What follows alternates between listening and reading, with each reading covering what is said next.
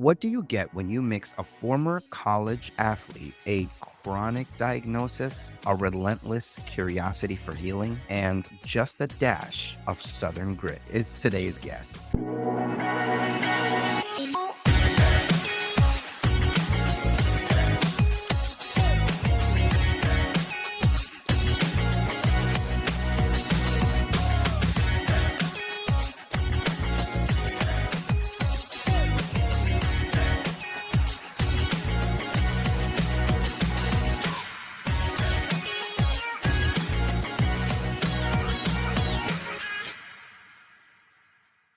Welcome back to Beyond Adjustments, the podcast that doesn't just talk about cracking backs.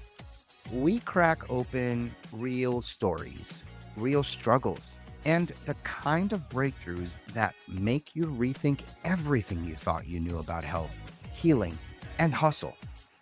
I'm your host, Amin Said, and today we're going one-on-one with a returning favorite. But this time, we're zooming in on her story. She's the co-host of the Heart Work podcast, the founder of Freedom Chiropractic in Knoxville, and one of the most powerful voices I've heard on what it really means to take your health and your life back into your hands. Let's get into it with Dr. Sara Nelson Gray. Welcome to the show, Dr. Sara. Thank you so much for having me. I'm honored to be back and have a voice to share this time. Yes. I don't have a cold and you have a voice. Yes, So we this are is good. really an amazing episode. All right. You know what? Let's warm things up just a little bit. So before we talk healing and nervous systems, Mm, take us back to college, Sara. yeah.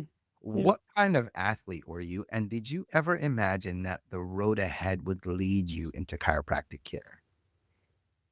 I was going to say, which version of college Sara do we want? Brett, let's get a glimpse of both, Sara.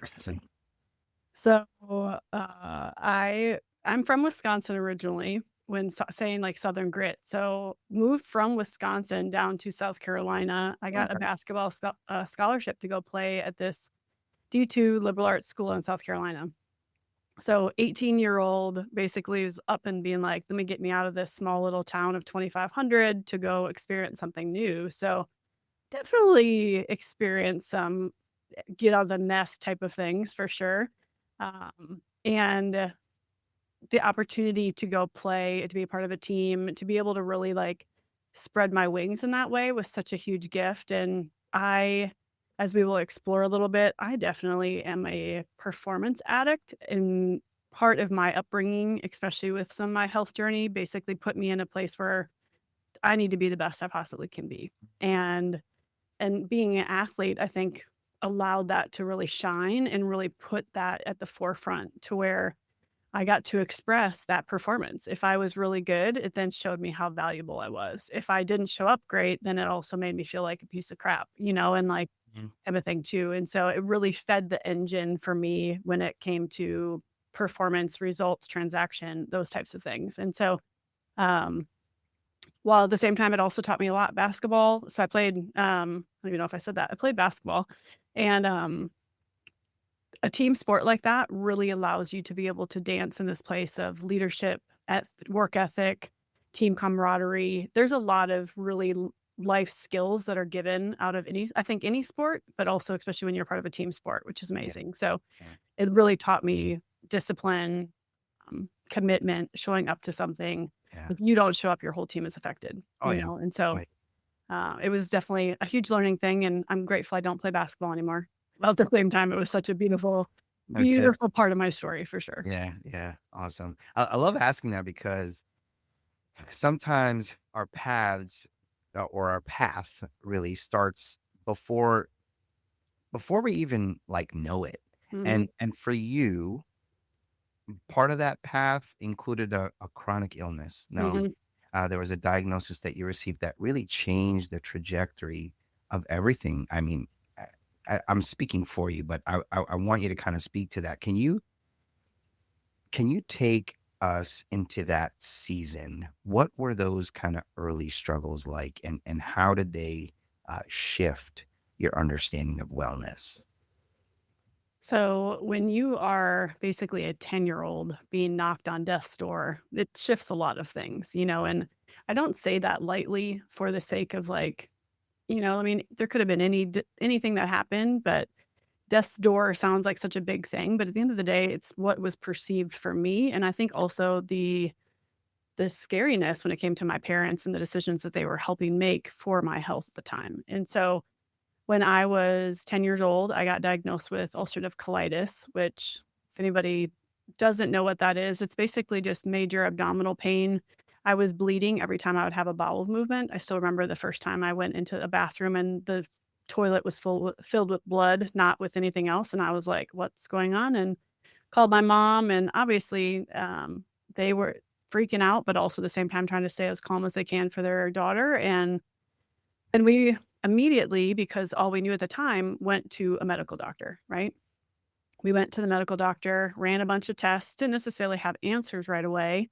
And so was put on some medication to try to calm the inflammation, right? Mm. And when you calm inflammation, it doesn't necessarily mean that that medication it may be supporting one thing, but it may also be creating some other things, right? And so we danced in the world of lots of different meds until we finally got a diagnosis. And my parents, I think, did everything that they could to do with the knowledge that they had.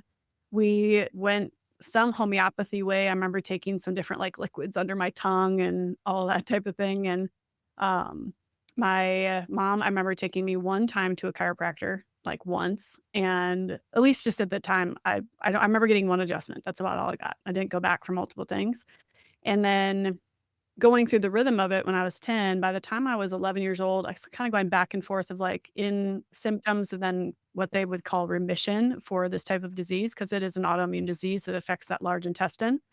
And I was still bleeding so bad and in a lot of pain. They eventually got to this point where the medications weren't working. The the therapies, the things that we were trying weren't solving the symptom problem.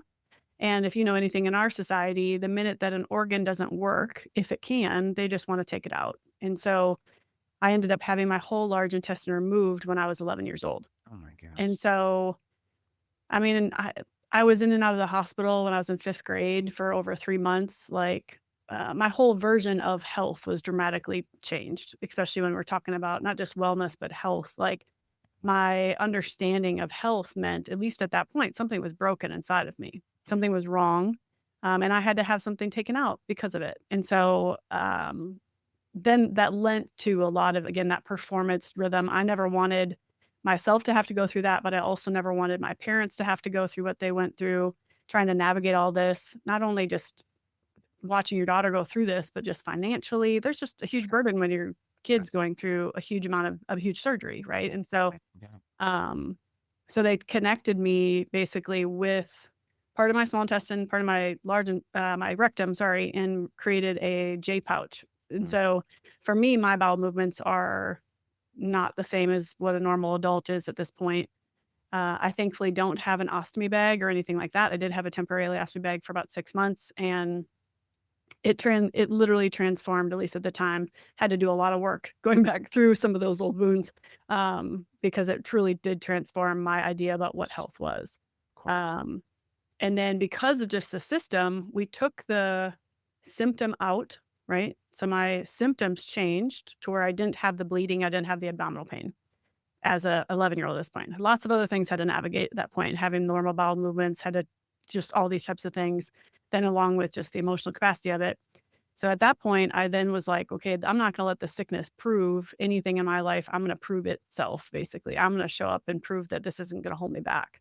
Um, Okay. and then, so that's really where I put a lot of my energy into basketball, into that journey. And I had just signed a letter of intent to go play. And that was in November of my senior year of high school. So up to that point, I never really had any other symptoms, quote unquote, healthy, like didn't have any other things going on. But this was a big stressful season of life. Had just signed the letter of intent and had a whole nother round of symptoms pop up. All of a sudden, I started getting canker sores in my mouth. I started getting literally boils, no joke. Like I had these huge boils pop up on my legs and like Oh my God. just had some weird, funky things pop up. Had some abdominal pain again and went and saw my gastroenterologist and had to follow up, and then was at that point diagnosed with Crohn's disease. So, and Crohn's disease is basically a further advancement of an autoimmune disease process that affects your whole GI system, but it can start in your tongue all the way down to your rectum. And so I was actually admitted into the hospital and stayed for like 3 weeks over Christmas, my senior year of high school. And ended up having 3 more surgeries. I had some abscesses that were around my old surgery area. Ended up actually finding out I had a hole in my heart. So I had to like do an outpatient surgery where I had to put a butterfly clip in my heart. Like there's just a lot of like health things that accumulated in a short period of time. And if you're hearing me, a lot of it was this like outside in approach. Everything was from the outside, or we're taking something out. And so at that point, I basically was put on more medication. So my whole rhythm of understanding about health was also, we're going to treat it from the outside. I'm going to now take medication to try to treat a symptom, but I have no understanding why something is going on. And so I basically went that route for I was 18. Until I was 24 years old, I was on this heavy dose Remicade medication for 6 years. That basically is a low dose chemo, along with other medications. Like pretty much lived in that medical system until I was 24. It's insane. And so, and I'm sure, I mean, everybody has their own health journey and has their things that they navigate, you know, and but it really transformed because my health was also so much, or like my health transformed so much of my life to where all I knew was health, right? While also for me, if I was sick, it meant I had to go to the hospital. So love my doctors, love my nurses, hated the hospital. So I was like, I will never work in that type of environment. I knew that for just what I want to do for my future. And then I ended up, I was looking in between chiropractic and PT because playing sports, I had a couple same industry, like professionals, PTs and chiropractors that I had seen for injury. And I loved all the chiropractors I had shadowed and had gotten adjustments by. I love them. I never really understood what chiropractic was. It was more just pain-based at that point. Give me one adjustment. I'm going to feel better. I'm going to be able to go play my sport. And the same thing with PT. So I went and shadowed a couple PTs. But all the people that just fortunately I got to shadow in that moment were very medical. And they were like almost in a hospital setting. So I was like, nope, get me out. I didn't want to be in that setting. So it's how I ended up pursuing chiropractic. And Crazy. my story, I feel like, evolved honestly even more so in the first month of chiropractic schools where it kind of started to change. So, which is amazing. I started to learn about what the nervous system is and how healing is meant to happen and where the potential of healing is designed to come from. I actually heard a speaker my first month I was in school, and he talked about this above, down, inside and out healing. And I remember thinking, well, all I know is this like outside, you know, like without putting words to it. I didn't even know what I was talking about at the time. Yeah. And he made a comment of how we heal. Nervous system obviously heals from brain, spinal cord down, out through those nerves to every single cell, tissue, organ in the body. And every single organ in your body has the potential to be able to heal if we give it a chance to do so. And I remember thinking, are you mother effing kidding me? I was legit sitting in this class thinking, you gotta be shitting me, right? Like, what? Telling me this now? Right. I'm like, no other doctor has ever said this. What in the hell? I'm 24 years old. Like, what in the hell?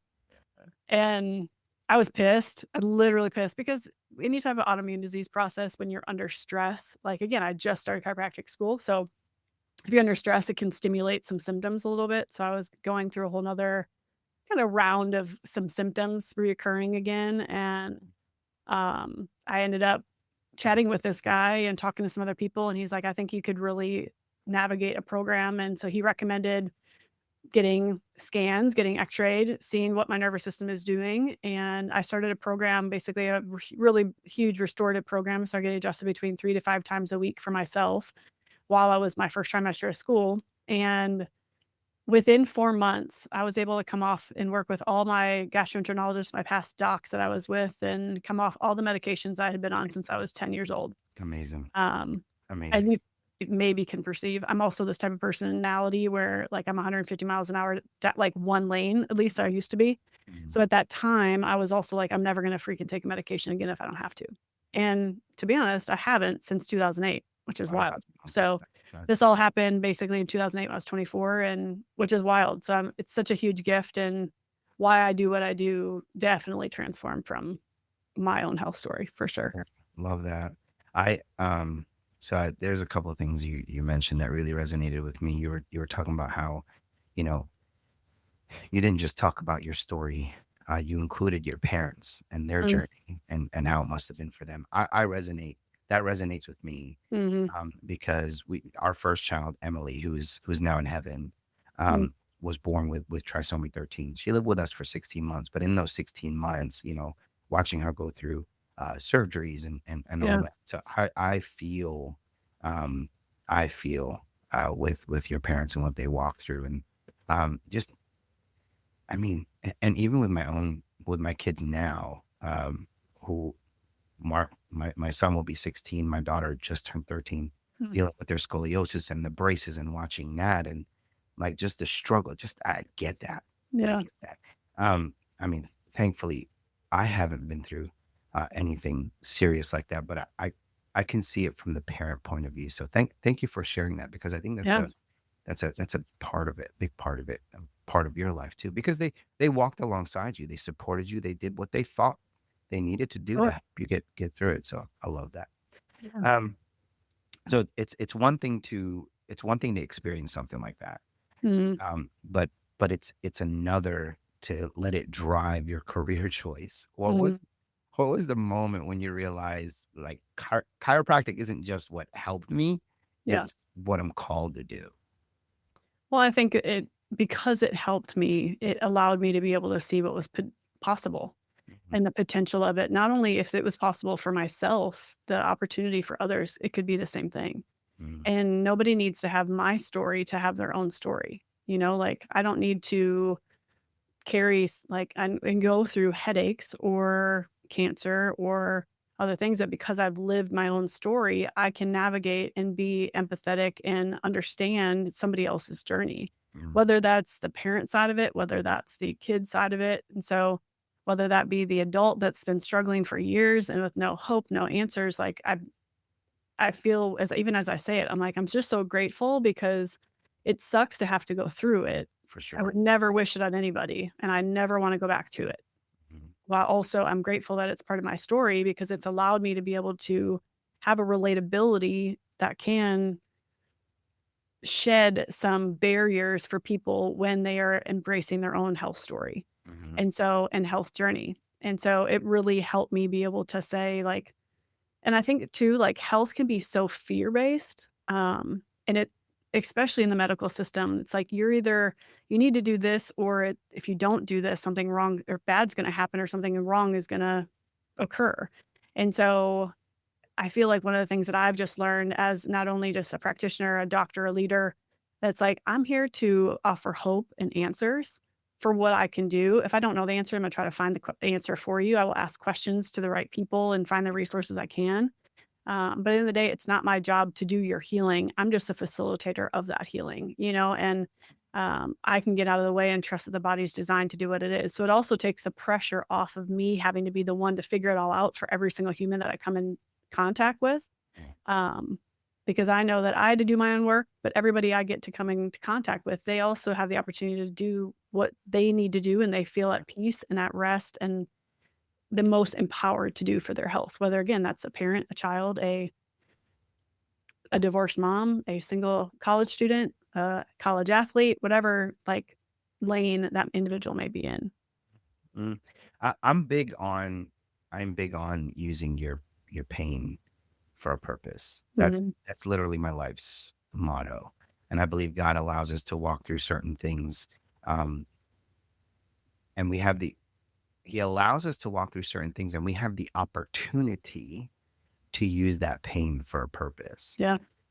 Yeah, I mean, it's why I do what I do. I mean, chiropractic care has literally changed the trajectory of my kids' lives and their Mhm. adulthood, Yeah. and my own life, my own health journey, and even my weight loss, my everything. Like, it's just insane what chiropractic has done for me, and now it's just literally, it's in everything I do. Yeah, I Um, love that. and I mean, it's funny. I mean, funny, interesting, insert, whatever word you want in here, how pain can really push us into purpose. Cool. And and your story feels like one of those kind of beautiful full circle moments, at least when you kind of pull back a little bit, or 1,000-foot view, where your Mhm. personal healing became the fuel for helping others, and for helping others find theirs, right? Mhm. Their healing story. Right. I want to talk about Freedom Chiropractic. Starting a practice is no joke. Um, Not for the faint of heart. and you know, a lot of DCs will jump into it because of their passion, right? They want Mhm. to help people, but it's starting a business, period, is no joke. Um, this chiropractic adds a whole nother level of complexity, because you're dealing with so many outside kind of um, just voices and negative kind of connotations around. It's just it's a completely different animal, in my opinion, Mhm. at least from the chiropractors that I've spoken to. And Yeah. so like I said, it's no joke, right? Especially one rooted in something as personal as your story. So I get what drew you to chiropractic, right? But why not go be an associate somewhere? What inspired you to open Freedom Chiropractic specifically in Mm. Knoxville? Well, so I agree with you 100%. I think chiropractors, we have this innate design inside of us to help people, while being a entrepreneur is a whole nother beast outside of just having a story and wanting to help people, because you need to know how to be a business owner. Right. How do you pay taxes? How do you put the right people in your place to be able to know what commercial insurance you need, and like lease holdings and like all these types of things when you're building out a practice? So it definitely is not for the faint of heart. And I think so many people can jump into it. And that's why I think we have a ton of burnt out chiropractors, unfortunately, that are just sad and don't want to like, or like angry at the profession almost because nobody teaches you how to be a business owner. Hmm. And so just to say that, I guess, before my story itself. So I ended up, so being in school, I knew from the get go that I wanted to open a practice. There Okay. was always something that I was like, I feel like I just have something in me that I want to be able to share with the world. And I didn't know if I would ever wanted to really work for somebody. And I was also in a bunch of mastermind or coaching practice management groups that were very much telling me that if you're an associate, you're a workhorse and you're not going to get paid well. Don't do it. Go open your own practice. And Mm. so when I was a part of school, I was part of these organizations that were telling me all this. I'm like, cool, well, I'm also like, again, athlete, performance addict. I'm going to be the first female to see 1,000 people a week and run it out from the get go, right from I get out of school. I'm like, that was my goal. Like, regardless of the health transformation, it's just, I want to see these numbers, right? So I'm gonna guess that didn't happen week one. it actually didn't happen. Still hasn't happened technically.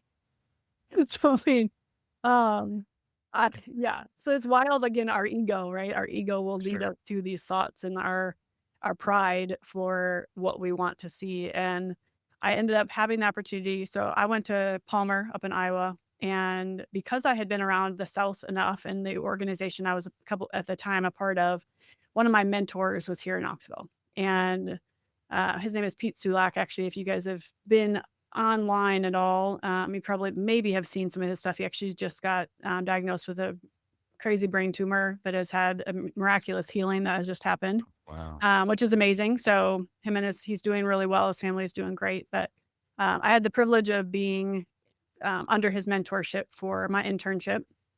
I actually went to India with him when I was in school and did a big mission like crusade adjusting Good. over there as well. So that was kind of fun. And then not kind of fun. It was freaking amazing. So, I'm sure. um, and I had all the desire and the designs to go open a practice in Chattanooga, Tennessee, Okay. and had prior to me actually making the move to do this, I had a spot to go. I couldn't get any financing, but I had all these doors open to where it's like I could use the space at this one church that I was talking to. I had a patient of mine that's just actually taken care of. But she's like, hey, you could just come and stay with us for a while until you get your feet under you. Like, here, Wow. let's go, all that type of stuff. And then all of a sudden, all the freaking doors just started closing. It was wild. So I ended up Now, outside of starting school, wanting to be the person that opened a practice right away, I ended up associating for 4.5 years. Mm. And so I stayed with Dr. Pete, worked there. At the time, I actually also helped build a church here in town that I was a part of for 10 years. And so I felt like at the point, so two things were happening for me. I felt like I had another mission for the kingdom of God, while also at the same time, I felt like I had to literally lay down my ego because I had a lot of shame for not just opening a practice from the get-go. Sure. And actually, a lot of my friends, colleagues at the time, I actually, because I was so shameful, I like literally closed doors to them. I didn't even want to communicate to them because I felt so like, crap, well, I'm a piece of I had a lot of things I had to navigate through, which I think was, again, very purposeful before I did open Freedom. And so I got the chance to work for him for 4.5 years, learned a lot of things of what I did want to do and a lot of things I did not want to do. And I eventually got to this point where I felt like I was hitting up against a ceiling. And I've had many of these moments in my life where it's like my level of impact or enrichment is kind of bumping up against something. And those are always moments to me. I feel like God is nudging me to get curious about what is possible or what's next. And I also had a friend of mine in my life. They're like, well, everybody else has started one. Why haven't you started practice? I'm like, all right, touche. So Yeah. it's kind of started me going down the journey again of like, what would this look like? And so I actually got connected back to some people that I knew that could support me in it, because I also am that type of person where I have been coached my whole life being in athletics. I know the importance of a coach, and I know that I don't want to be on an island by myself. I want people to help me That's good. navigate that movement. Mhm. And so I reached out to some people and actually joined in with a organization to basically help me kickstart my practice. Um, by the time I started, I had basically a 9-month business baby from the moment of kind of ideas, talking to banks, that type of stuff, before we actually officially opened in October 2015. And it pretty much was at that point where I'm like, I'm trusting myself, because I know the opportunity I have inside of me is going to only continue to impact this community. And it was truly the best decision I could have ever made. It literally has been one of the coolest Love it. examples of what it teaches you as a human being, along with the impact that you can have in a community, and the families, the communities, the stories of literal. I mean, we have miracles every day, as I'm sure that you know of other chiropractors you talk to all the time. It's like it's literally the best freaking job on the planet, and also, I mean, it's part of the reason why I get up every day. Because I get to allow people to, again, have a glimpse of me. I think the coolest thing I've also learned is that outside of the adjustment, I walk into a room and somebody's life is going to be changed, just because my life is going to be changed. And the amount of impact and the amount of enrichment that I've taken the work to be able to nurture and to really develop in myself, that only is going to ripple out. And that's the same for any human being, right? Like energetically, people can feel those things. And so Yeah. it really has been a beautiful gift. And I'm so grateful for the journey. We're so literally 10 years in October. It's great. Congratulations. That's Thank amazing. you. Yeah, that's awesome. And freedom isn't just a name, right? It's Yeah, no. really a mission, honestly. Mhm. And I feel like I see that, and it's evident in everything you do, Dr. Thank Sarah. you. I love that.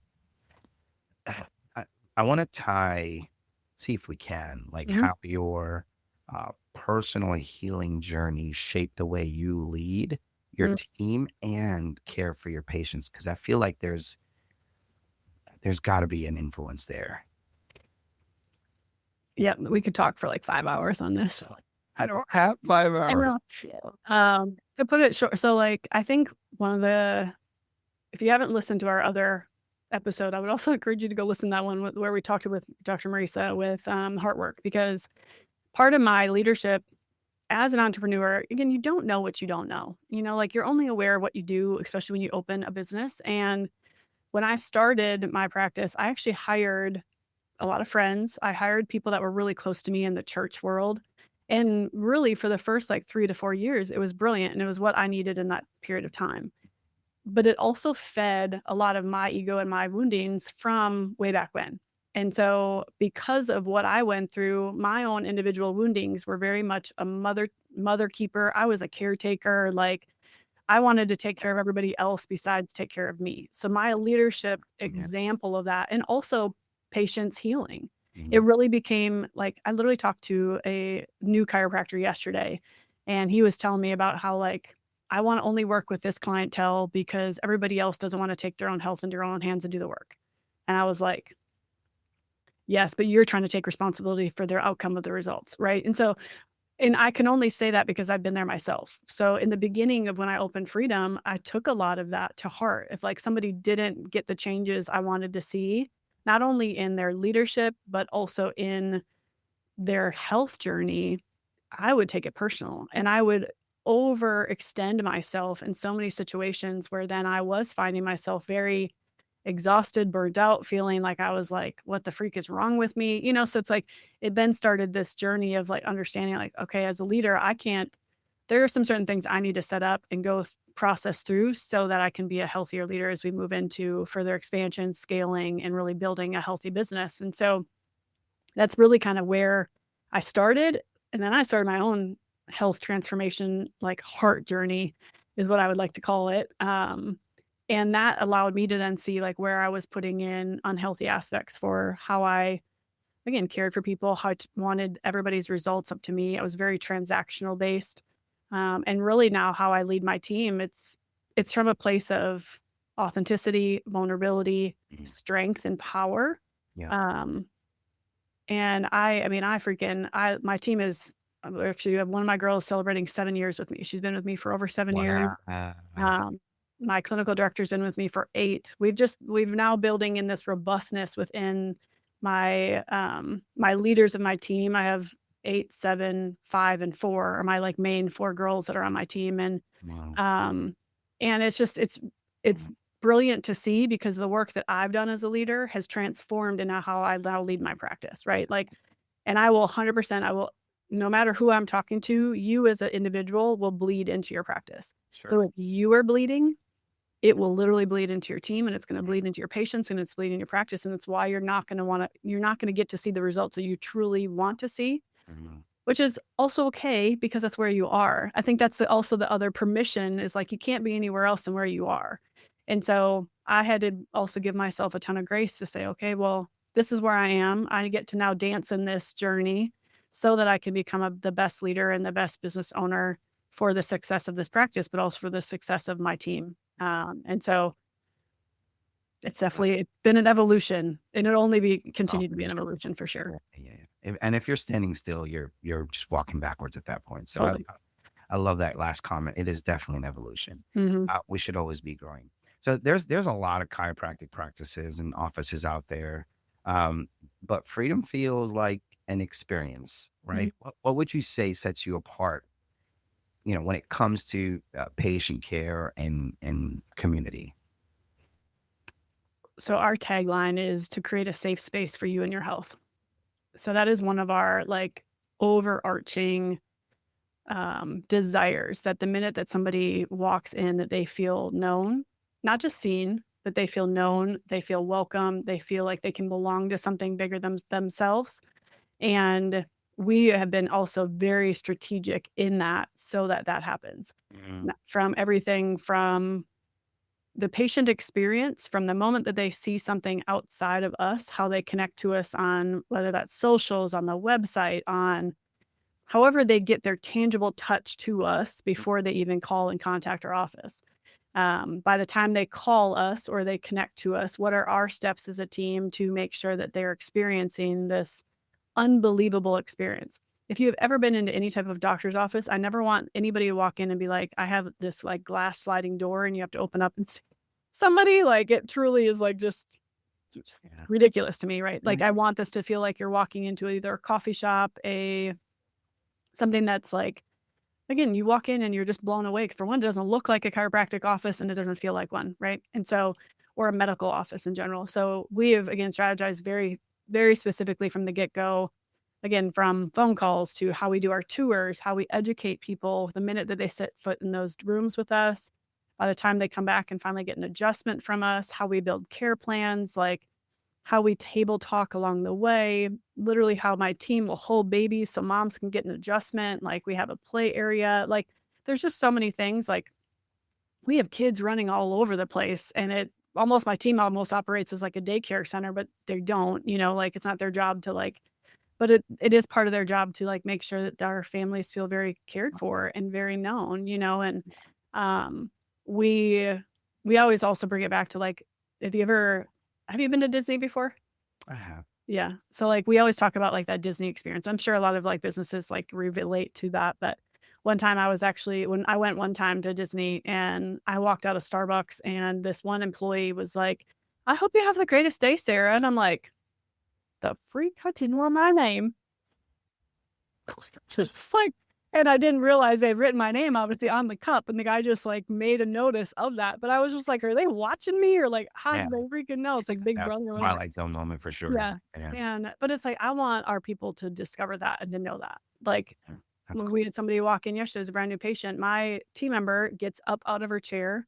It's like, hey, are you so and so? And she's like, I am. Like it's like how it's just a Yeah. small little thing, but Yeah. it's like how do you versus just sitting back in your chair, hey, how can I help you today? You know, it's like it's this posture of expectancy, it's this Yeah. posture of anticipation, this posture of understanding that freaking miracles are showing up every single moment and people are walking our doors. We never know what they're bringing with them, but how can we help them potentially transform not only their physical, but emotional, spiritual, whole embodiment of who they are? Yeah. Because outside of our office, I may see somebody for 2 to 3 minutes, but now they're gonna go spend 23 hours and 57 minutes outside of our office, right? Mhm. So, Yeah. um, wow, I actually did that math really good. I'm actually not good with math in my head. Really impressive myself. Job does that. You can pat yourself on the back. That was good. Yeah. So, yeah. That's good. And so although rare, right? I'm seeing it more and more lately. And I've seen your Instagram, and y'all are doing it right. Thank you. It doesn't feel like it doesn't feel sterile or clinical. It feels like a family, like from Mhm. kind of what I've seen. So, and I love that. And you mentioned something, and this is something I teach my clients all the time. It's your patient nurturing starts before they even meet you. Mhm. And it's all about the not just image that you're trying to set, but what's your mission? If they Right. don't understand your mission, Mhm. they're not going to understand chiropractic care and how you provide and what you're there to do for them. Um, and that story needs to be told well. So, and again, you guys do it right. And I love that. So one thing I admire is how confidently you care for such a like a wide range of patients. Yeah. Pregnant women, toddlers, adults, um, and I'm assuming who walk in and say, "I've tried everything." Right? What's your approach to customizing care across kind of these stages of life? It can't be the same for everybody. No, it's definitely not. It's, like a back pain Bob is not gonna get the same type of care plan or even just care than a brand new baby, right? And so, um, while also at the same time, trying to think of how this a human being is still a human being, Mhm. and being able to step into a room and be present enough to actually care for that individual, no matter the age range, no matter the race, no matter the story that they may have. I think that at the core is the biggest importance is like that you can step in and be incredibly empathetic, and be able to relate to those people no matter where they are and no matter what life situation they find themselves in. So, but yes, I mean, at the end of the day, like we are when we build care for people, it's strategic for that individual, right? Sure. And so it's not just based on a cookie cutter. One person's not just going to get 3 times for 4 weeks based on this because this one got this one over here. So we have built in our practice that we do. Obviously, our first day is an onboarding where we get to understand what is their full history, what is their biggest complaints, what are their goals that they're actually looking to see change, because at the end of if I don't know where they want to go, how can I come alongside them in the first place? And so, and I don't want to just inform them on what I think they can see if they don't have buy-in on that. There has to be buy-in for what they want for their health. If they just want to, like everybody says, I just want to get out of pain. Okay, but what does that mean? Because is that actually realistic? Are you a 60-year-old that has been living with chronic back pain for the last 20 years? I'm probably not going to be able to have 100% zero back pain for the rest of your life. We may have some things that pop up that because there's this gravitational like thing that's happening within your system, and so it's I have to have this buy-in and this realistic understanding of what's actually happening with those individuals, along with then same with like with young ones and with babies, pregnant mamas, toddlers, all these kiddos. A lot of it is the buy-in, obviously, from the parent. We talked about parent stuff initially, but if that parent doesn't trust me, those kids will never trust me. If I can't walk into a room and get down on one knee, I don't talk to a kid the same way that I talk to an adult, right? Or Like yeah, that's I'm going to walk into that room and get down on their level. I can't tell you how many times I've adjusted a kid underneath a table or in the lobby where all the toys are because they feel more safe out there comparable to an adult who actually will literally lay face down on the table. I come in and it's like a couple clicks and we're good to go, right? So it's like being able to be this chameleon also for like what that person needs in front of you, I think is incredibly important. It's not always really easy to grab on right away, especially if you're new in practice. Like I have a new doc with me right now and she's brilliant. She's just beautifully been molding into our practice. Well, it's something that she's having to learn too of like, how do I talk to kids and then all of a sudden go adjust a 50-year-old, like that has hypothyroidism, versus a kid that is a sensory kiddo that just now was running all over the room. I had to go navigate how to do that and then take a moment and to be able to go into the next room. And so definitely it's a learned skill and something we train on all the time. But I think at the core of you is the intention. I think the intention part is what really changes that, so that you can actually step into that room no matter where they are, that you know that you are there to help facilitate healing, facilitate like presence and posture so that they know that they can trust you and they feel safe enough to be able to receive that adjustment in the first place. That's good. So I know for you, it all starts with the nervous system. Mhm. But for those new to chiropractic care, can you break down why nervous system centered approach matters more than just chasing, the symptoms? So there are so many techniques in chiropractic. There's so many different philosophies also, and I'm at the baseline understanding and like or belief system that it all works. At the end of the day, chiropractic works. And I think the the opportunity that we can, instead of pitting each other against each other, essentially, not only just whether it be chiropractors against PTs or those types of things, is like we all have a role to play. Yeah. And I am so appreciative for what I do know of the nervous system because I definitely am like when I say nervous system, I'm so much more than like a musculoskeletal too. I adjust very differently. We're not doing manual physical adjusting, but I also know some freaking brilliant manual adjusters that are very nervous system focused at the same time. And why it matters to me when it comes to nervous system care is because I just know what it's like when we sought after a symptom. It was pain based.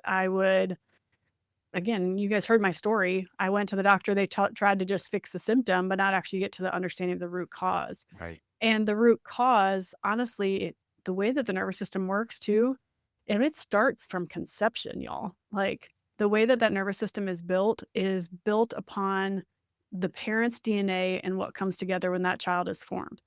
And then they are built. If that mom had incredible, ridiculous stress through that pregnancy or tons of joy and life and all those types of things, that's getting translated to that baby. That's why we are such huge advocates for baby, because not only through the prenatal and like conception, like pregnancy stage into then delivery, birth is one of the most traumatic things any human being is going to go through in their whole entire life. Yeah. Yeah. And they've literally done studies now, up to 95% of babies are going to have some type of subluxation and misalignment. And so if we as like beautiful prenatal, pediatric, like nervous system chiros, the opportunity that we can have this understanding, like I can literally change generations if I can affect that baby right there, or affect that mom that's about to have that child. And so for us, it really is. So like if let's say I started taking care of you or started taking care of somebody that was in their 40s comparable to somebody that's one, we got 40 years of locked in stress that probably has been there since, again, conception potentially. So if I'm just going to chase a symptom, I'm missing the opportunity of truly helping navigate a healing component in that nervous system that is so much richer and deeper and full of so much robustness comparable to, let me just fix your low back pain, right? And so for us, that's really where that comes from. And just the understanding of what the nervous system is capable of. The nervous system is capable of so much healing. We just got to get out of the way and not just let it be, okay, if you hurt again, come back in and give me an adjustment, like come get an adjustment. We desire to have this. So for us, we have lifetime care for people. Like I've taken care of people for 10 plus years and I see them once a week for those 10 years, like they're not just coming once a month when they're in pain, right? Like they're not just coming every 6 weeks or something like that. And because again, to me, that's just chasing symptoms. That's just chasing and putting a Band-Aid on it comparable to not. So, Yeah. No, yeah. that's good. That's really good. And so approaching it from the pain relief or the symptom, it's never going to work. Mhm. It's the wrong driver. I read. It was in the journal of, I think it's called like neurophysiology or something like that. I was doing research on something. Yeah, leave me alone. But it said something about spinal adjustments, and I can't remember the stats behind it, but that spinal adjustments actually influence brain function. Like Yep. there's studies on it. It's not just like a hypothetical. This stuff is real. Right. And it impacts drive, and it impacts like sensory. Like it's phenomenal to me how we're just looking past these studies. A lot of people Mhm. know this is all fake. Guys, you need to get with it. Anyway, you said before that education is everything, and hence why I read some of these Yeah. journal articles. But how do you empower your patients to take ownership of their own healing journey? Well, so we start with bite-sized pieces because also the same time, like when I'm building a care plan for somebody, I'm building a care plan where I'm potentially going to see that person for 3 times a week for 4, 8, 12 weeks. And I'm going to 2 times a week for 12 to 18 weeks, depending for the first bit. And then I roll them into a wellness plan. Mhm. So the beautiful part for me is my expectation is I'm not trying to convince them to shift their whole health paradigm in one visit Mhm. because it's impossible, right? Like even for me, my health story shifted over the course of 24 years. Like it didn't just come in where something was inputted. All those things had to happen for that I was primed to be able to start to hear what somebody was inviting me into. And so we do it very gently. We offer invitation to be able to see like, okay, this is what is possible. Mhm. And if you want to experience this, what are you willing to be able to do outside of here? And so we are we start again early when we're even doing like a health history. Like I said, we're asking for that buy-in. Like, what are your goals so that we can come in alignment with that? Yeah. Um, the first month, I'll be honest, we don't give a lot of extra things for people because I also just want the nervous system to start to chill out. Like I want them to be able to know what it's like to actually sit down, have calm, maybe sleep good, maybe have a good bowel movement if they haven't had a bowel movement, like it's Right. like, what is it actually like to let that system come out of a fight or flight and actually get into that parasympathetic rest and digest stage? And then we invite them to start to look at, hey, well, how do you sit at your desk? Do you sit all day long? Are you moving? Are you actually adding good nutrition into your system? Are you taking care? Are you talking to a counselor if you got a life that's just like all over the place? Do you need a physical therapist? So in our practice, we specifically don't do any other modalities besides just adjust, but we have also a huge network of resources around our area that we send to and we refer to. Not only we are very about 60% of our practice is prenatal and pediatrics. And so a big part of our practice, our referral sources are midwives, they're doulas, they're OTs, they're PTs, they're speech therapists. Like they're people that we can support our parents that are really navigating a lot of these things with these Right. kiddos. Along with then for adults at the same time, that typically is going to be your PTs, your counselors, your therapists, those types of things, your gyms, your like personal trainers, those types of things. So Cool. then we invite them into that. And then at the end of the day, like again, people know this to be true, especially if you're in this world as a chiropractor, like their healing is up to them, right? Like I can give them all these things, but then it's their choice to be able to make the step with it. Mm. And at the end of the day, 100% the adjustment works and they are going to get change, even if they just show up and just come in and get an adjustment. Right. And that's all they do. And they never change anything else. And I think that's been the coolest thing I've watched is like, I have a lot of patients that just do that. They won't do anything else. They will literally, I can't tell you how many people I've come in my office and tell me they don't drink any water. I'm like, how are you alive? I don't know. Right. What do you drink? You know, like, I don't know. So, yeah, I know, right? Put some water on that body. And obviously we're going to coach them in it. We're going to be like, okay, this is not right. This isn't okay. How are you surviving? But it's also their choice. You know, they get to then choose what they do with it outside of there. I can only invite them into an understanding of what that's like. We also, I know a lot of people do this, but we host a lot of workshops and a lot of community things where we provide resources in that sense. So we're getting ready to do a breath work and stretch class coming up in 2 weeks. We just did a perfect storm workshop. So we're talking about all sensory things for parents. We're doing a preconception class coming up. Like we have a PT coming in and doing a motor milestones class. Like we do all of these things also to just be able to provide opportunities for our parents to, parents and adults to be able to jump into if they're looking for something other than just, again, chiropractic, because it all adds up. Yeah. No. Outside of their office, or outside of our office, if you'd also just go eat McDonald's Big Mac all the time, you're only going to be able to see so much change, you know, inevitably. 1,000%. Yeah. Actually, I have Dr. Josh Collingsworth. He's actually been on the show twice already. He was in a panel, and he also did his own last year. He's coming on the show again. And I think our recording is next week, but he also focuses on prenatal and the kiddos and the babies. And I love that. And his practice is also very successful. And he's, again, ton of these, you know, I won't even put them in air quotes, miracle stories. Oh, yeah. It's amazing. And I love hearing, I love seeing. It's just amazing. But I have a challenge question for you. If you could install one belief in every new patient's brain before they walk into your practice, what would it be? Where they are right now does not need to be where they are tomorrow. And their story doesn't have to be anybody else's story. It can be theirs and it matters. Their story 100% freaking matters and has the opportunity to change, not only for themselves, but to be able to ripple and change somebody else's life. Yeah, I love that. We tend to compare ourselves to others always. Totally. Yeah, I love that. All right. Okay. This is my favorite part of the conversation, also one of my favorites, but the business and the marketing insights and everything. Okay. I love talking about this stuff. Again, you know, bread and butter. But so we're gonna talk business because running a clinic is about way more than just care, right? You know, we touched on it a little bit early on. It's not for the faint of heart, and kind of, you know, strategies are involved, you know, mentality, approach, you know, all of it. What strategies helped you grow Freedom Chiropractic into the brand it is today?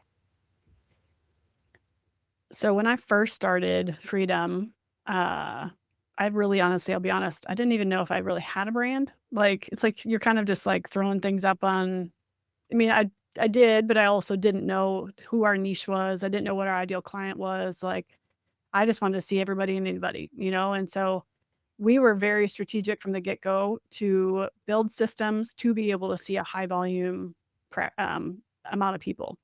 For me, I wanted to see as many people as possible because it meant that I was getting to be able to enrich our community as much as I possibly can. And so for us, really, it was a lot of grassroots marketing from the get-go. So if anybody is opening a practice, like, I mean, I was doing every vendor fair screening, basically health spinal screenings I possibly could get to.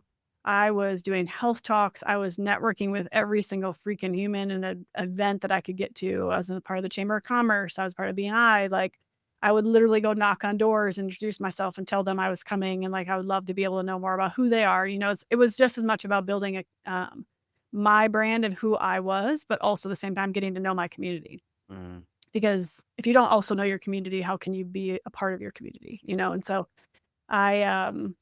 so when we first started, I opened my doors our first 2 weeks with 150 people on our books, and we were rocking and rolling. Just as like a business strategy, like I hit my overhead within the first week and have never looked back, you know? And so, and literally have been, while we just expanded, so we've had to navigate some profitability. Thankfully we're incredibly profitable from the get-go. And but that allowed that type of marketing is what really built our practice. And that allowed us to then keep those rhythms and that opportunity to be able to be in our community. And then I think one of the things just for like online presence, website, it's like I wanted a place for people, again, if you're out in the community, they're experiencing that same type of thing online, to where we're creating this fun, this family, this community, this safe space, this welcoming, that is this bridge to where when they're noticing you online, they're now starting to see like, oh, this could be a taste. Um, and there's all those buckets, right? You got organic, you got paid stuff, you got opportunities on marketing. That's just your like nurture sequence, like emails, you got your live events, you got your in-person internal events. Like there's just so many things when it comes to like building a successful practice. Like when we build out our marketing calendar every year and we work at a quarterly basis at the same time, but we're building in internal events. We're working on what external events are we at? What type of social media messages do we want to be out? What's our themes for the month? Like all those things come into play when it comes to really building a robust practice, but more so brand when you're asking that question. Um, and then one of the things that as I got further into practice, we were noticing that just because I am a woman, that a lot of females felt very comfortable coming to our office, and especially pregnancy and kiddos.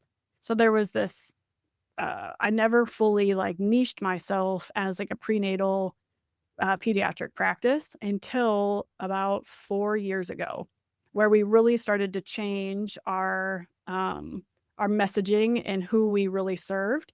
I will 100%. I see all the dads. I see lots of men. I see lots of geriatric at the same time, but our messaging definitely is now going to prenatal and pediatric. I pretty much was like, I will see everybody and come on, type of a thing, because I didn't know. And then we did a practice where it's like, who is our ideal client? What type of niche do we really want to hone in on? Because we're really good at it. And we've done the necessary training for that clientele at the same time, and are willing to continue to only do more training here. Yeah. And so that allowed us to be able to really put more emphasis and more value for that clientele. And now we're one of the main pediatric and prenatal practices in our area that if anybody is looking for one, we're one of the top ones that are ever listed out. Love it. So I think that's the coolest part too, is like, even just as you're navigating what it is and who you want to see, you get to figure out like, what is it that you're passionate about? Who is the patient that you would like? If you could see that miracle, like if I literally had this nonverbal 2-year-old going on 3, like super, like basically was starting to get diagnosis of autistic, like all that type of stuff. And with one adjustment, he had literally less than 10 words that he was speaking. With one adjustment, he had 5 new words. We were taking care of him for over almost a year. And now he's up, like, still's got lots of things going on, but now he's up to almost full sentences, or has on over 150 words. Like, it's wild, right? So it's like, if I could, that's what geeks me out. Like, I love the mamas that are having those babies that are told that they could never have a home birth or never have a natural vaginal birth. And then all of a sudden they do it and they're rock stars and they feel like they're superhuman, and they bring that baby in. It's like, but I still know that this is stressing my baby out. Like, let's check this baby. Like that, like lights me up and lights my team up. Those are the stories that we want to be a part of, because for us, it's like, if we could start there again, we're changing the generational aspect of what stress could look like for them as they grow up. And so, yeah, that's good.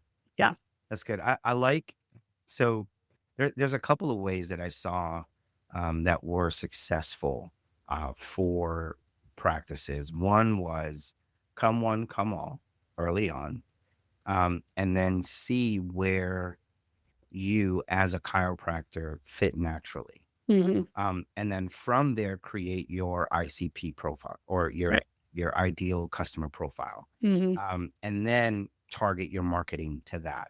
But that's one way that I've seen work successfully, where you just come one, come all, see what you want, then create your ICP and then market to that. I've also seen it work successfully, and it actually, the percentage of the growth of the practice was very similar, where you created your ICP from day one. Mm-hmm.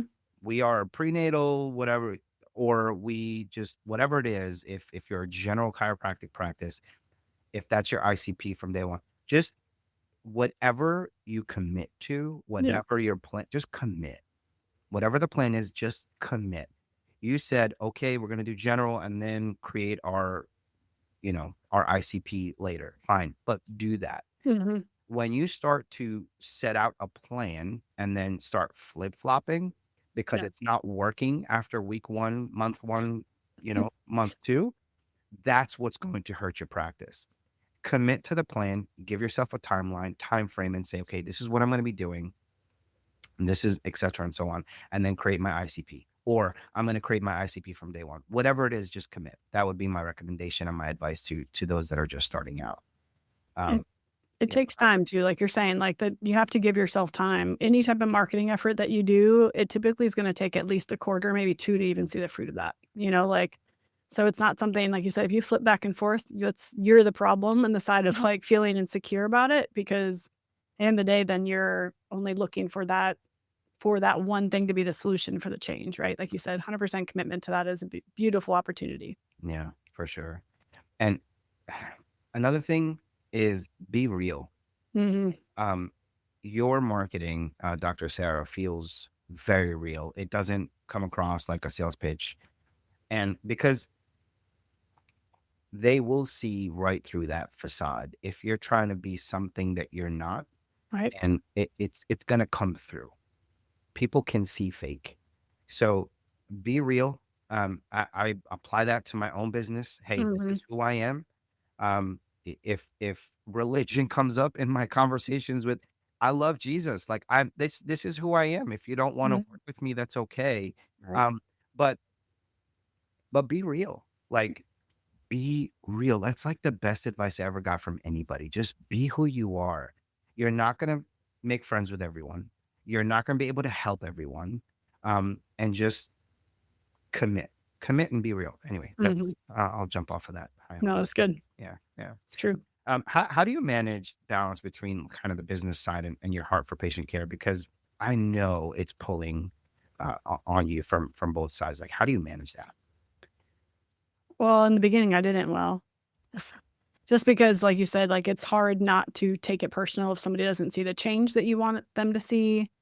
Um, I think one of the biggest things I have learned is that don't over promise something that you can't deliver. Mm, And I'm not going to promise let's say again, a super sensory spectrum kiddo that has been, let's say they're 7 years old. That they got all these things going on. They've sought the brain balance, they've sought the OT, they've sought the speech therapist, they've done all these things. In that first section of their care, I'm not promising that mom that that kid's gonna go, quote unquote, go to perfect, right? Because what is that anyway? And my my understanding for how these kids and how these adults progress is that we want realistic opportunity to be able to see small changes along the way and celebrate those small changes, because that's what's going to start to shift their understanding for what health can look like. And then I had to go on a journey of like, am I okay being the human being that I am? And like having the confidence that I can again be a facilitator for change, but the results aren't up to me. mm, Healing is not my job. I just get to be a facilitator of the healing.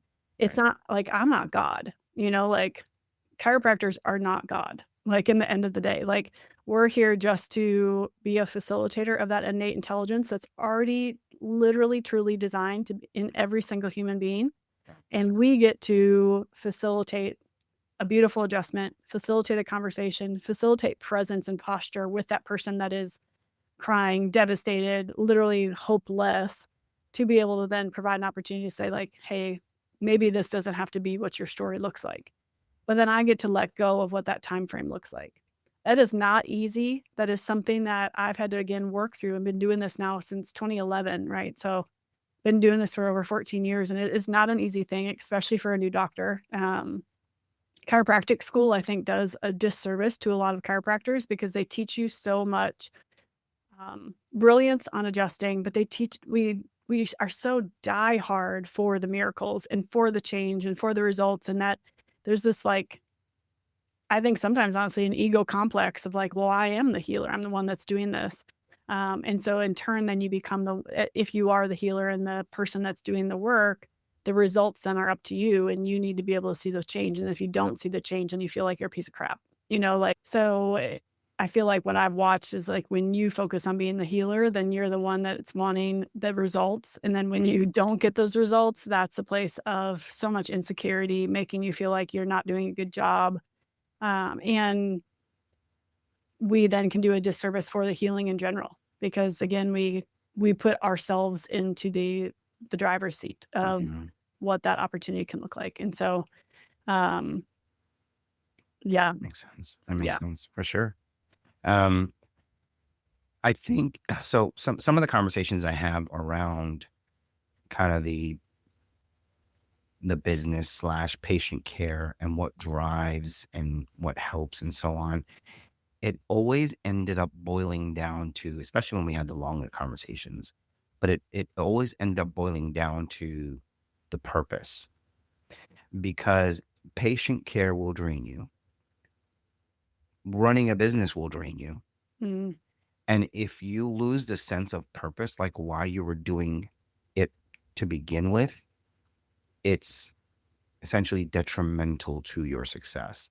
So one of the things I've come across in the past is a Harvard Business Review, and it was a stat. It was like it's either 350 or 400% in long-term returns. So essentially, that organizations that were driven by purpose outperform others by a 400% in like long-term returns. Like that's insane. Yeah.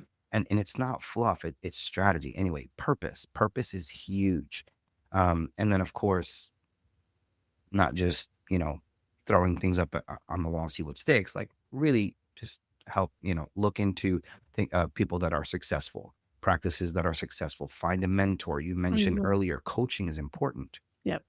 And if you're trying to do it alone, you're not going to be successful, because especially if you're sitting out there on an island trying to figure it out and seeing if it works, or if it doesn't work, you're wasting time when you can essentially be connecting with somebody that's already figured it out, and you can kind of take it from there. But what advice would you give to another chiropractor, maybe someone just getting started, who wants to build something like Freedom? I mean, just kind of like what you just said. I was like, I would connect to the people that you feel like they have something that you want to emulate, or at least take pieces of that you think would align with why you want to do what you do.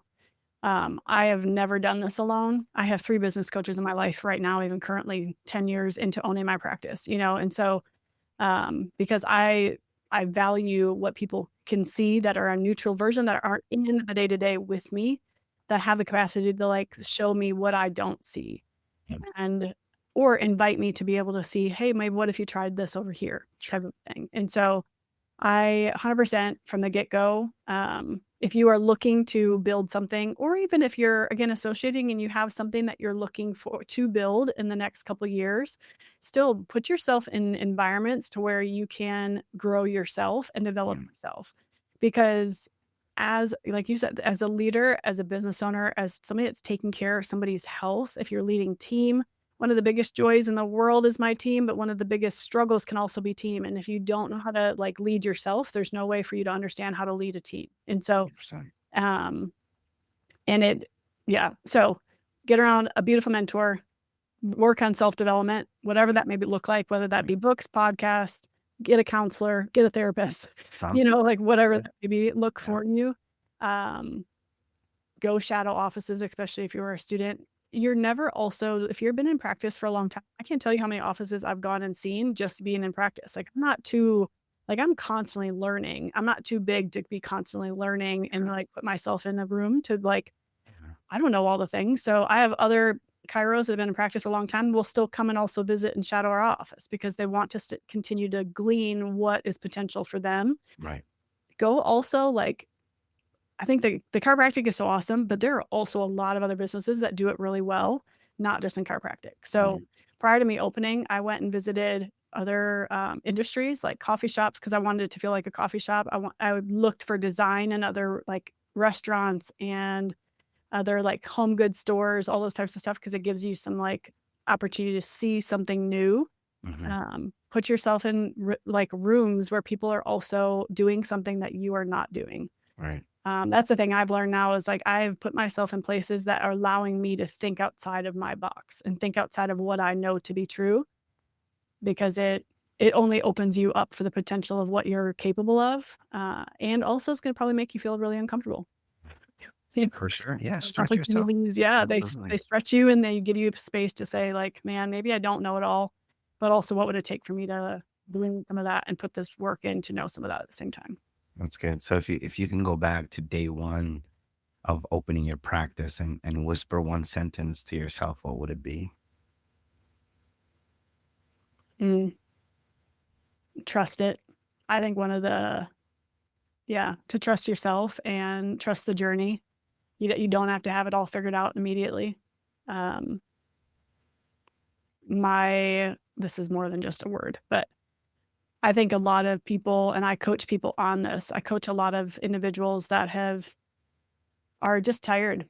They're exhausted and they're tired of running a business. They're tired of patient care. They're because they have exhausted themselves and they're giving of themselves in a way that is not necessary. And I did the same thing. And so it was really hard for me to navigate. Like I wanted to do all the things and I wanted to be successful and I had all these things. Yeah. I wanted it immediately. So why I say trust it is like trust the journey, release the time frame and the timeline, and also enjoy it. We freaking get to do something that's just ridiculously amazing. We get to see miracles every single day. Yeah. Come in contact with the most brilliant people just by doing what I do. And I mean, I have enjoyed it, but I would only continue to whisper to trust and enjoy and know that I have every single thing inside of me to show up and to be able to serve the people that are right in front of me. That's good. That's good advice. That's good advice. I want to talk a little about the kind of vision for the future. Yeah. So looking ahead, where do you see the chiropractic profession heading in, say, the next 5 to 10 years? I mean, I feel like the people I'm around, there's only just continuing to be more and more people that are sold out for just this beauty of health and healing. I think people are hungry for it, not only just like you said that within our profession, but our society and our human race are looking for. I mean, you can look online all day long about nervous system like regulation. Right now, it's like the buzzword, right? It's Yeah. like we're looking at cold plunges and saunas and detoxes Sure. and Yeah. all these types of things. People are hungry for nervous system and chiropractic care. Sometimes they just don't know that that's an option. It's like, I'm going to do all those other things first to regulate my nervous Yeah. system besides chiropractic. And so I think we are incredibly ripe for only seeing such ridiculous, amazing, like healthcare changes in our profession. I also think that just knowing what schools are doing right now, I think there's a potential for it to be very muddied at the same time. Yeah.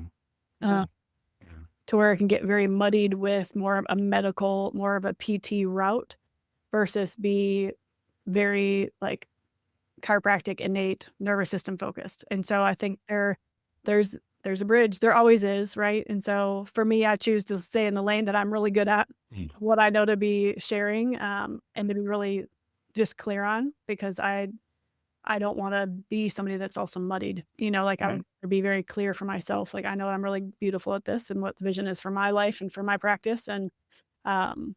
And I want to only add to that versus try to make it more complicated for people. What about freedom? Like any big dreams or evolutions on the horizon? Yeah, I mean, we're in a hub of Knoxville, but there's definitely some surrounding areas around us that we've wanted to add a satellite practice to for the past couple of years. I almost bought a building last year to put us into a space about 30 minutes from us.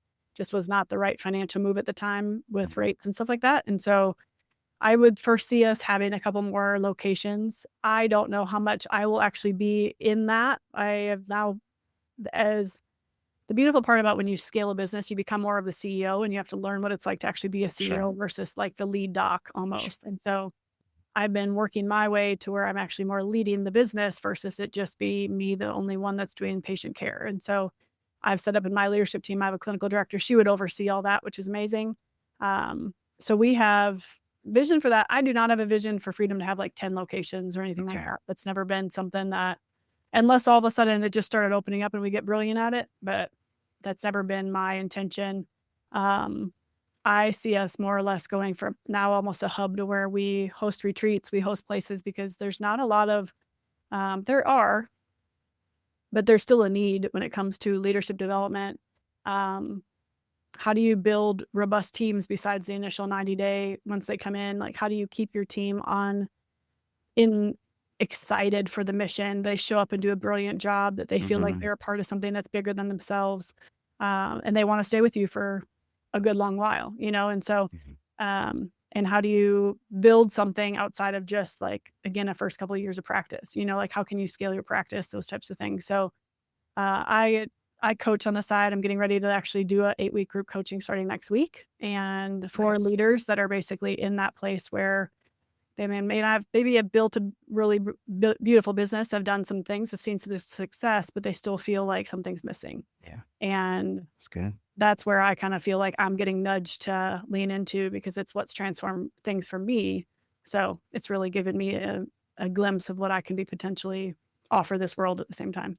Just love that. And is that how you maybe are seeing I guess the trajectory of your career, like with the growing kind of focus on holistic care, like you said, nervous system, the health, that's like the buzzwords now, and prevention, like it's everywhere, right. Preventative care. I don't think people really know what preventative care is, but anyway, how do you see your role as a chiropractor evolving? Well, I think just that. I mean, chiropractic has launched me into the place of understanding who I am as a human, and also how I can continue to enrich other people. I will 100% show up. Like I said, like I know to the core of me, I can walk in a room and that person's life is going to be changed, not because of the adjustment, but just because of who I am. And I don't say that with ego, and I hope that doesn't come across that way, because I just know that like with inside of me, what's transformed from me literally it's just life. And I've experienced so much healing, not only just physically, but just emotionally, spiritually, and within my heart. And so I definitely see myself still providing patient care and being in that, because I love it so much. And I love the day-to-day, those miracles that happen. And then I also have this other side of me that I also love to be able to sit down with a other leader, entrepreneur, business individual that's like, I want these things for my life, but I'm not seeing them because I'm freaking stuck and I'm exhausted and I'm just like so burnt out. Yeah. And that also geeks me out, because it's, to me, getting to the root of they need to be under chiropractic care, right? They need to be getting adjusted at the same time. But it's like getting to the root of who they are as a human being ties into that place for me of like this wholeness. If we are not whole as a human, not only within our nervous system, but if we're not whole as a human, we're never going to be able to reach and extend the amount of enrichment and impact that we're capable of. So, so it's just been cool. It's been neat to see how like I have this one entity, Freedom, in the chiropractic, and I also start to see these offshoots that are starting to come that I'm excited to see what God does with, Yeah. We're going to let it be organic and see where it goes. Yeah, that's awesome. So do you think chiropractic can eventually become part of mainstream wellness and not like, just something people discover after they've tried everything else? I think so, 100%. I know I have a couple of colleagues that have launched these beautiful programs that are basically instilling it into corporations, where corporations are paying for their employees to have chiropractic care. And so I definitely think that there is opportunity for that.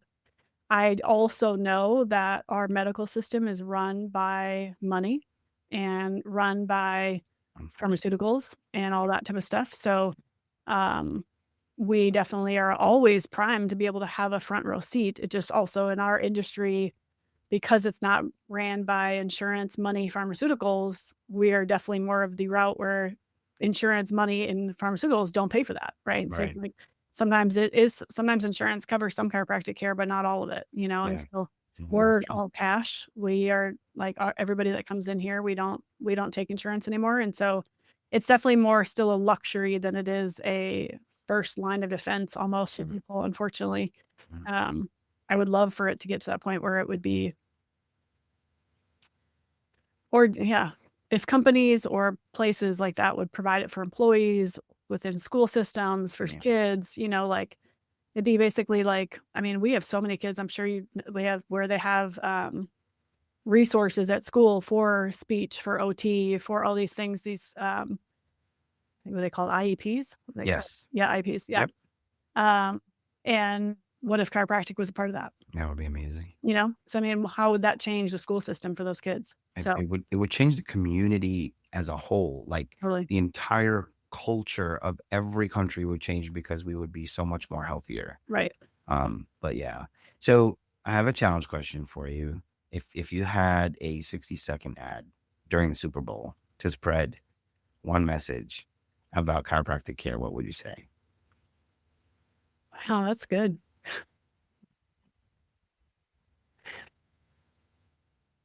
I would say,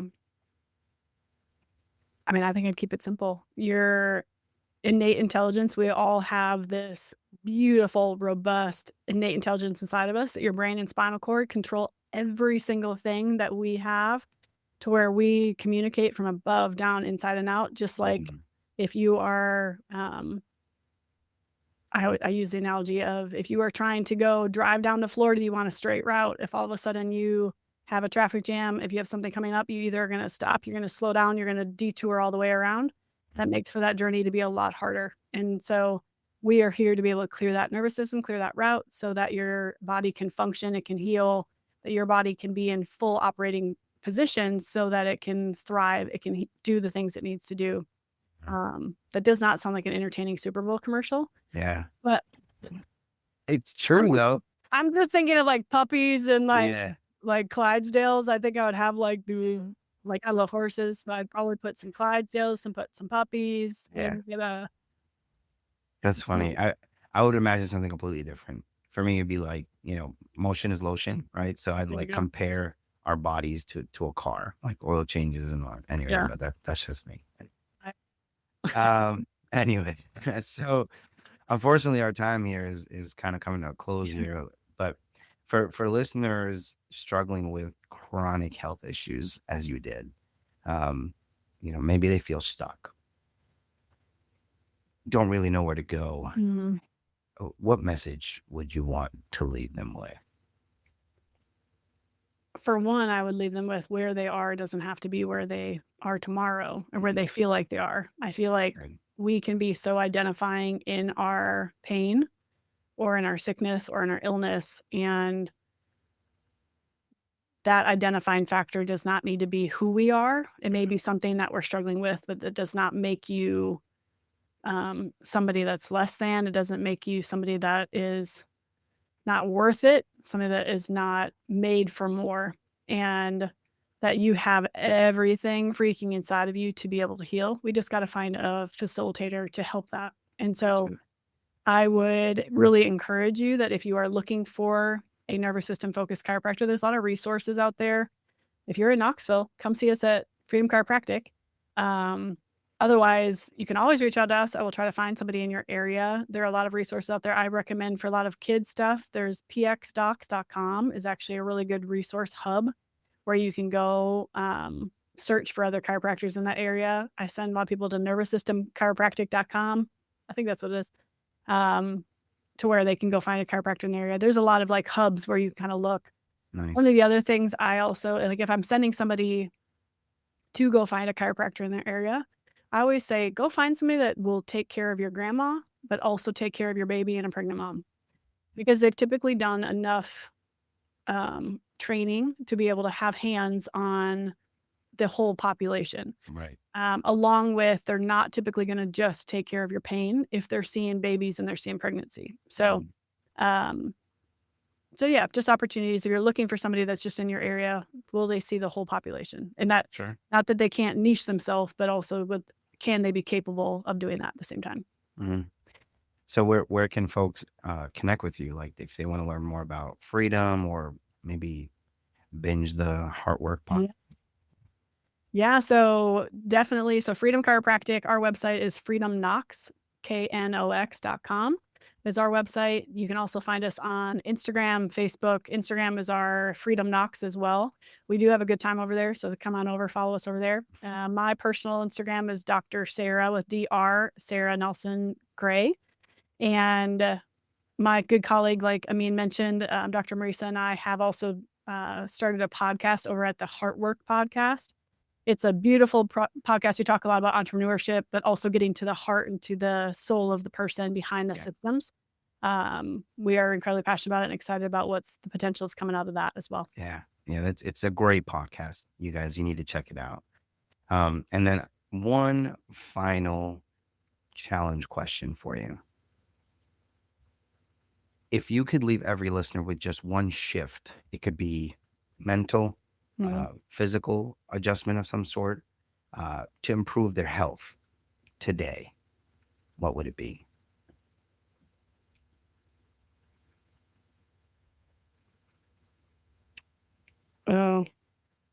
What you believe in yourself is what's going to also portray out of you. If you see yourself as somebody that's going to literally change the world, you're going to freaking change the world. If you see yourself as somebody that is hurt and broken, you're probably going to not be able to see it. You're probably going to energetically bring in people that are feeling that way. But that may not always be the outcome that they want to see. You're going to gravitate. So energetically, what you give, you're going to receive. Actually, a coach just said this the other day. It made me think about it. I was at a conference and she said, you are the return on investment. You, the human, are the return on investment. So if you take care of yourself and if you put yourself in this lane of like, I need to like make sure I'm healthy, make sure my mind is healthy, make sure my body is healthy, it's going to truly lend itself to continued impact in your community. Love that. Love that. Dr. Sara, I have had a blast with you. Me too. Yeah. Thank you so much again for joining me today. Thank you for the honor for being here and asking all the brilliant questions. You're beautiful at this. Well, we need to educate the communities. It's got to happen some way. So hopefully this will be the outlet to do that. But that's it for today's episode of Beyond Adjustments, the podcast that believes healing is possible. Your story matters. And hey, if your nervous system isn't functioning, maybe that's why your coffee doesn't hit like it used to. A big thanks to Dr. Sara Nelson Gray for sharing not just her insight, but her heart. If this episode inspired you even a little, don't forget, like, subscribe, share it with somebody who needs a reminder that freedom is still possible. Until next time, adjust your habits, adjust your beliefs, and maybe adjust your posture too. Take care, guys. Bye.